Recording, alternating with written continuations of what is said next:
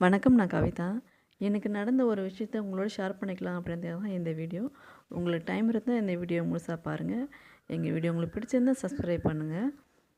கல்யாணம் பண்ண போகிற வீட்டில் புதுசா இப்போ நம்ம வீட்டுக்கு போகிறோம் இல்லையா? அந்த வீட்டில் நிறைய விஷயங்கள் புதுசு புதுசா அது நிறைய விஷயங்கள் நடக்கும்.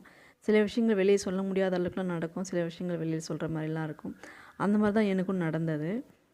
நான் டிவி பார்த்துட்டுருக்கும்போது எதாச்சும் இந்த சீரியலை பார்த்தேன் நான். இது பேர் அழகோ அழகோ அப்படின்னு நினைக்கிறேன். விஜய் டிவியில் போடுறான் இந்த சீரியலு. இது பார்த்திங்கன்னா, அந்த மாமியார் சொல்கிறாங்க, 2 மருமக இருக்காங்க. சின்ன மருமக கிட்ட சொல்கிறாங்க, "போய் துணிலாம் வாஷிங் மிஷினில் போடு" அப்படின்னு சொல்கிறாங்க. அவங்க போய் வாஷிங் மிஷினில் போடுற துணியெல்லாம் போட்டுடுறாங்க. கையில் வாஷ் பண்ணுற துணியெல்லாம் போய் எடுக்கும்போது பார்த்தா, அவங்க மாமனாரோட உள்ளாடைகள்லாம் அதில் இருக்குது. அதை பார்த்துட்டு வந்து அவங்க கோவப்படுறாங்க. "நான் வந்து இதெல்லாம் வாஷ் பண்ண மாட்டேன். இதெல்லாம் வந்து நான் அவங்களே வாஷ் பண்ணிக்கணும். அவங்கவங்களே வாஷ் பண்ணிக்கணும். நான் பண்ண மாட்டேன்னு" வந்து அவங்க மாமியார் கிட்ட சொல்கிறாங்க. அவங்க, "ஏன் நீங்கள் வாஷ் பண்ணா என்ன?" அப்படின்னு சொல்லிட்டு அவங்களுக்குள்ள சண்டை வருது.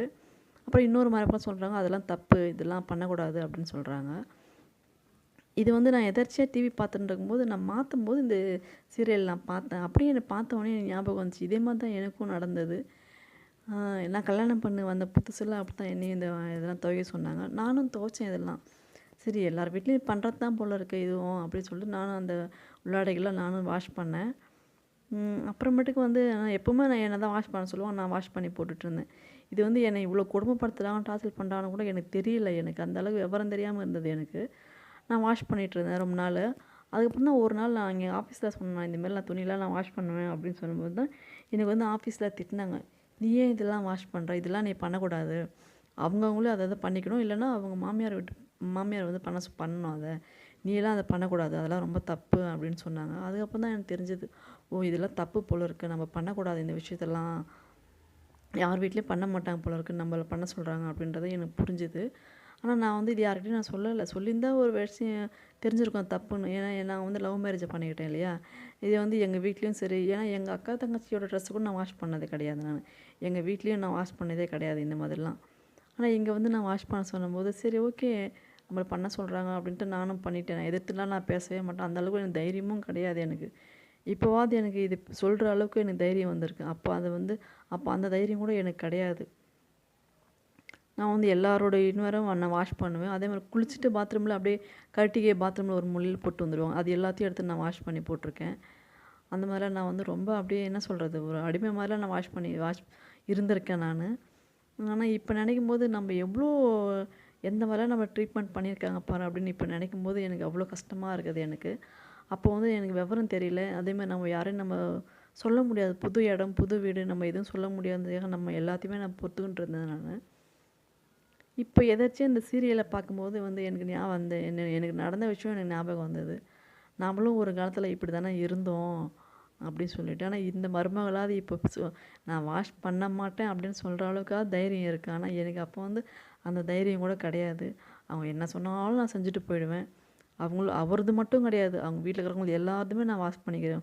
எல்லாருடைய உள்ளாடைகளும் நான் வாஷ் பண்ணியிருக்கேன் நான். அந்த மாதிரி ஒரு அப்பாவியாக நான் இருந்திருக்கேன். ஆனால் அந்த மாதிரி இருக்காதீங்க. தயவு செஞ்சு அந்த மாதிரி இருக்காதீங்க. உங்களோட உரிமையை எந்த இடத்துலையும் நீங்கள் விட்டு கொடுக்காதீங்க. விட்டு கொடுத்து போனீங்கன்னா வந்து உங்களை மதிக்கவே மாட்டாங்க. நான் அப்படி தான் பெரியவங்க நம்ம சண்டை போடக்கூடாது, எதிர்த்து பேசக்கூடாது அப்படின்னு அட்ஜஸ்ட் பண்ணி போனதுனால இப்போ ஒன்றுமே இல்லாமல் நான் நிற்கிறேன் நான். அந்த மாதிரி நீங்கள் யாருமே தயவு செஞ்சு பண்ணாதீங்க. உங்களுக்காக நீங்கள் தான் பேசணும், நீங்கள் தான் ஃபைட் பண்ணணும். உங்களுக்காக யாரும் வந்து பேச மாட்டாங்க. இந்த மாதிரிலாம் இருக்காதீங்கன்னு தான் நான் இந்த வீடியோவில் உங்கள்கிட்ட நான் ஷேர் பண்ணிக்கிறேன். என்னமோ திடீர்னு எனக்கு சொல்லணும்னு தோணுச்சு எனக்கு அந்த சீரியலை பார்த்த உடனே. எனக்கு என்னடா நமக்கும் நடந்த விஷயம் வச்சு இதையும் சீரியலில் போடுறாங்களே அப்படின்னு தோணுச்சு. அதுதான் உங்கள்கிட்ட ஷேர் பண்ணிக்கிறதுக்காக தான் இந்த வீடியோ. உங்களுக்கும் இந்த மாதிரி யாராவது நடந்திருக்கா? இந்த மாதிரின்னு சொல்ல முடியாது. நிறைய விஷயங்கள் எனக்கு நடந்திருக்கு. சில விஷயங்கள் சொல்ல முடியாத அளவுக்குலாம் நடந்திருக்கு. இப்போவாது சொல்கிற அளவுக்காவது எனக்கு தைரியம் வந்திருக்கு. அப்போலாம் எனக்கு யார்கிட்டயுமே நான் சொன்னது கிடையாது. அந்த அளவுக்கு எனக்கு தைரியமும் கிடையாது.